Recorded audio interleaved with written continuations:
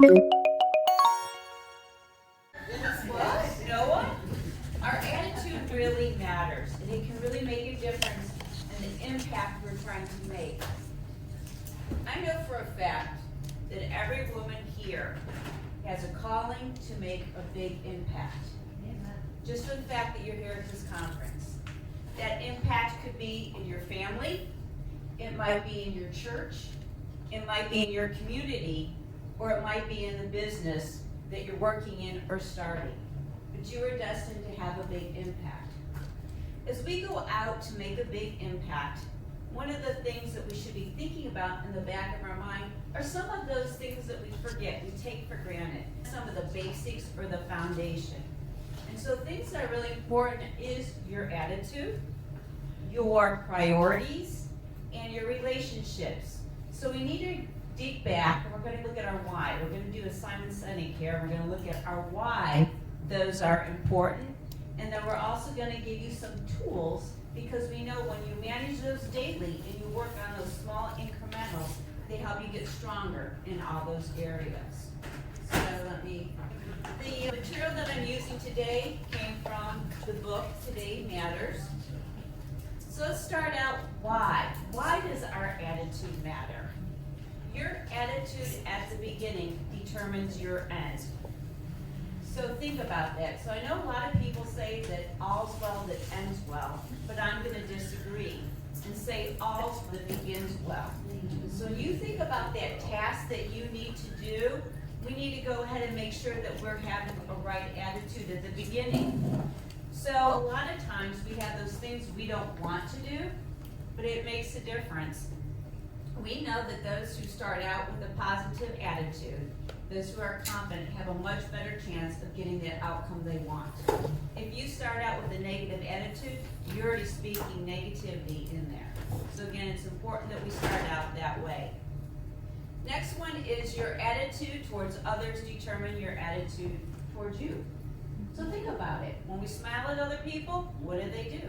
They smile back. We know that, common sense, right? But do we think about how we are throughout the day? Are we minding our face?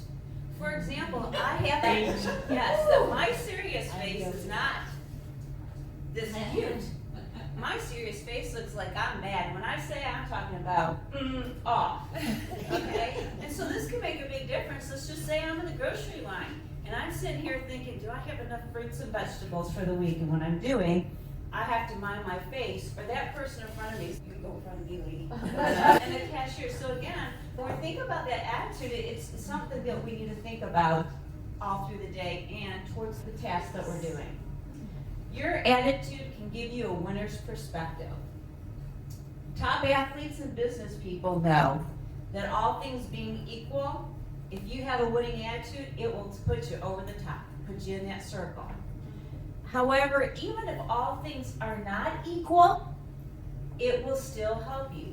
Think about it. If you're trying to hire someone, or you have a contractor, an interview, your employee or contractor, and you have two people in front of you. One's stronger, one's a little bit more knowledgeable, but the other one's got a better attitude.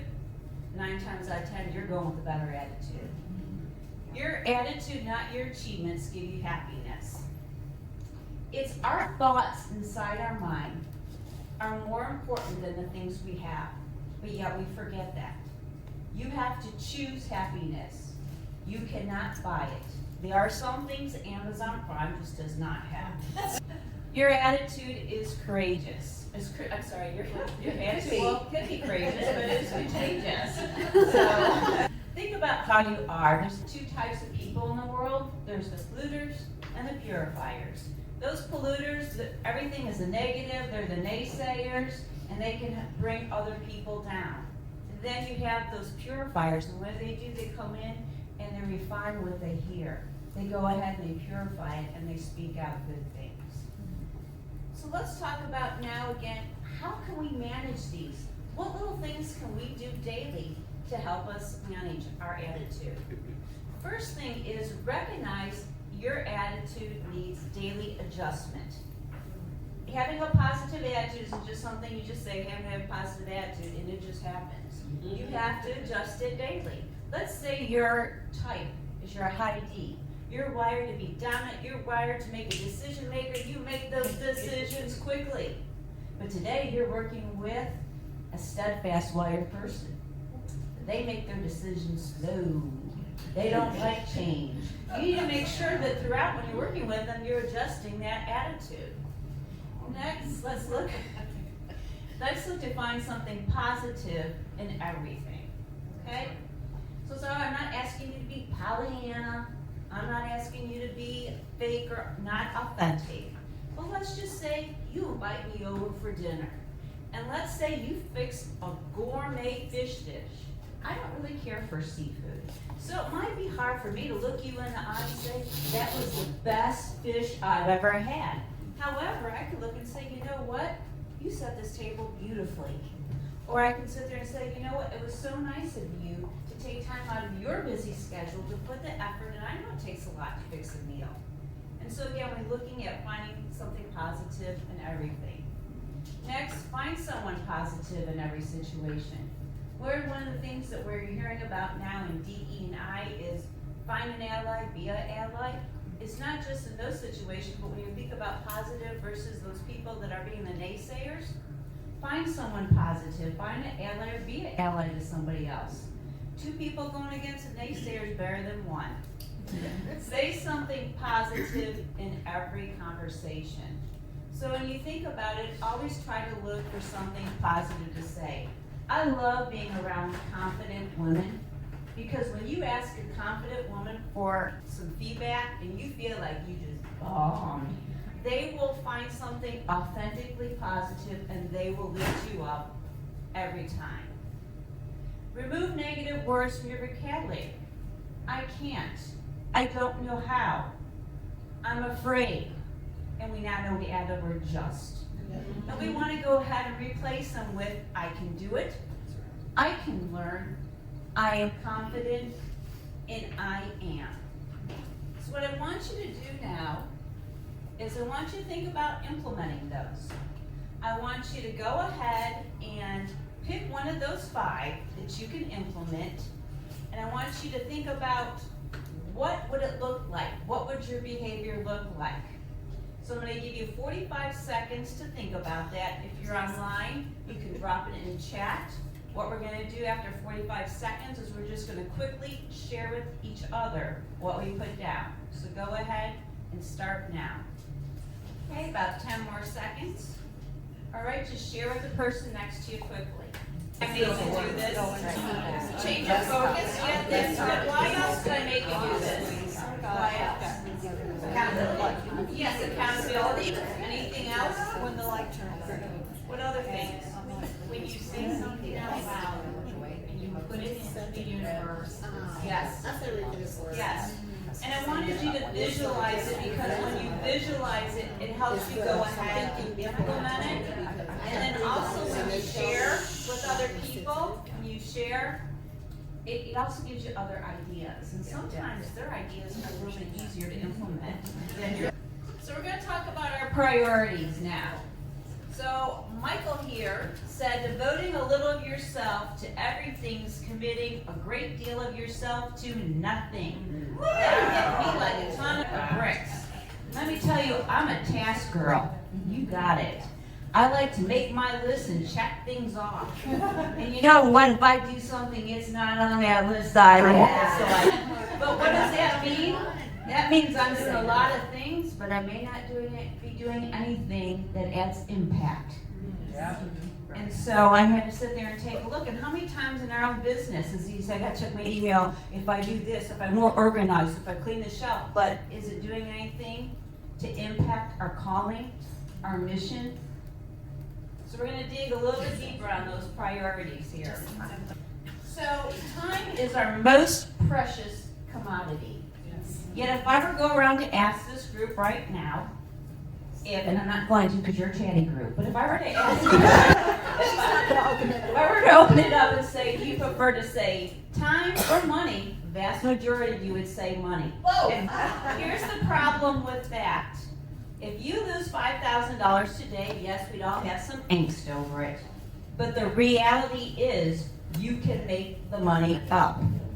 If you lose 5 weeks of your life, you don't get it back. Think of the movie Castaway.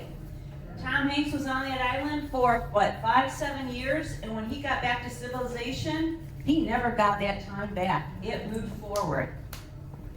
Next one, we cannot change time, only our priorities. You cannot make time. You cannot create time. You can lose time, but you can't make any more. We all have 1,440 minutes in the day. You cannot sit there and say, I'm only going to use 1,200 today, because I think tomorrow's going to be a better day. And 40. It doesn't work that way. Time is unemotional, it is uncontrollable, and it is unencumbered. Whether you're having a good day, a bad day, healthy or sick, it moves forward. We cannot do everything. Facebook lies. Some of us want to believe the lie, but you cannot do everything. You cannot be married and have the freedom of a single person. You cannot be a mom and have all the time to yourself. And if you're a new mom, you can't even go to the bathroom yourself. So we cannot do everything. We have to choose what it is we're going to do. We choose our life by how we spend our time. How we've made those choices and how we live our life is part of what gets us in here today. That's why we're here today. And the choices we make determine our future. We are all leaders of our own life. I'm the CEO of Karen Mellen's life. And there's either two things. Either I live a life by design where I'm making my own choices, or I turn that power over to somebody else and live a life by default. Priorities help us choose wisely. The thing about priorities is it keeps it in focus so that we don't let secondary things take the place of our priorities. Karen, will you back up and say that one more time? The living by default. I will try. Okay, thank you. It was good. We all are leaders of our own life, and we all need to make decisions and make our own choices. Because if we are not making the choices for our life, then we are living a life by default, and we're letting other people choose for us. Thank you. So what are some ways to manage our priorities? Evaluate priorities daily. Now, I know some of you are able to go ahead and plan out your whole week, and that's great. You still need to make sure that you're looking at it daily because things change, circumstances change, and you need to make sure that is in check for you. Plan your time carefully. Charles Schwab, who is the steel magnate, had his company up and running. He was doing it well, but he knew it could get better, more efficient, more productive, make more money. And so he said to a consultant, if you can help me do it, I'll pay you within reason anything. The consultant, Ivy Green, said, I can do it, and I can do it in less than an hour. Charles was like, let's do it. So Ivy looked at Charles and said, write down your top 6 business priorities. And go ahead, and he goes, I want you to prioritize them. What one is number 1, 2, go through to get down to 6. Charles did it, and he looked at him and said, now fold that piece of paper up and put it in your pocket. And tomorrow when you get to work, the first thing you're going to do is take that piece of paper out of your pocket. You're only to look at one, you're only to think about one, you're only to work on number 1. Don't look at any of the other ones. Don't think about anything else. Only when you get done with that number 1 priority do you go ahead and move on to number 2. You only think about number 2, work on number 2, you don't look at anything else. Charles Schwab sent him a check for $25,000. And back then, that was really a lot of money. So follow your plan. As you work your plan, you want to make sure you're following your plan. McKinsey did a survey. He said top executives don't get to their highest priorities till the afternoon because they spend so much time in their morning working on those little tasks so they can have a sense of accomplishment. Did you know that if you plan your time and set your priorities, but you don't work your plan, your results are no better off than someone who didn't set any priorities at all. Delegate whenever possible. There tends to be 2 types of people to delegate. You have the clingers and the dumpers. The clingers are like, I have to do this, it's just important, I have to hold on to it. Even if someone's better, they have to hold on to it. Then you have your dumpers. They will get it to anyone. They don't care if they're good or not. They want to get it off their desk. So what's right? I says to delegate. Do you delegate? Do you don't? Here's a rule of thumb out there, or a guideline. If you can find someone who can do the job 80% as good as you, delegate it to them. Continue to give them confidence and reward them, and they will improve. And most time, they'll do it better than the way you did it. And then lastly, invest in the right people daily. Now, I want to be crystal clear here. All people deserve your dignity and your respect. But not everyone deserves the same amount of time on your calendar. If you think about it, your greasy wheel, the squeaks gets all the time and attention. And what happens when you're allowing that person to have that attention? You're saying yes to them. You said no to training your high potential, your high performer. So we want to make sure that we're investing in the right people daily. Now we're going to do this again, but we're going to do it a little bit quicker and a little bit quieter. But I want you to pick one of those that you can implement tomorrow. I want you to visualize it.